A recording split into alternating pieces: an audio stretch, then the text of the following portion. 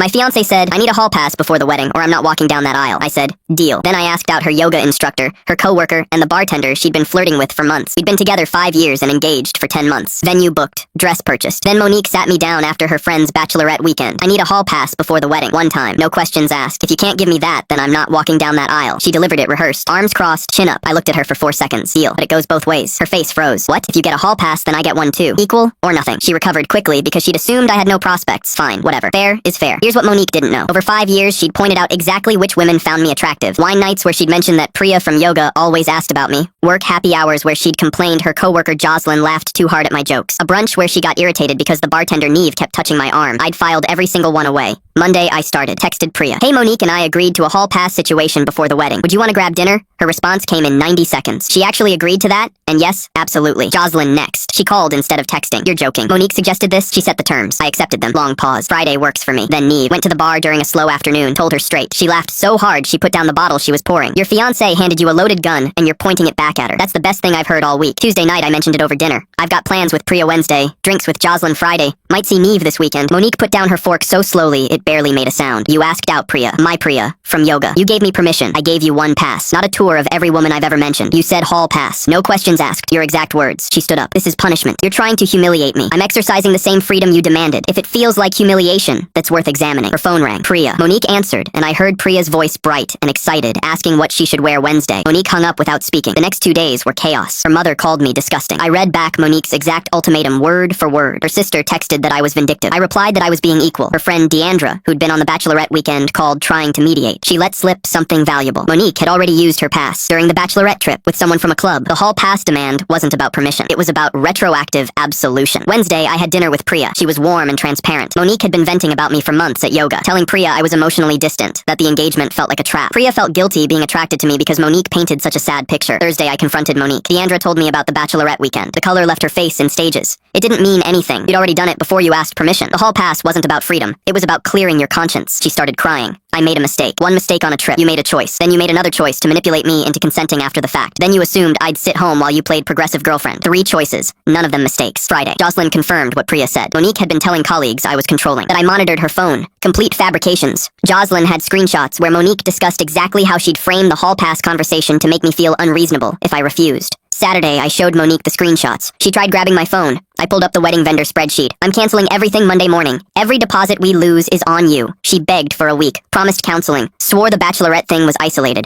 I asked one question. If I hadn't asked out Priya and Jocelyn and Neve, would you have ever told me about the bachelorette weekend? She couldn't answer. That was my answer too.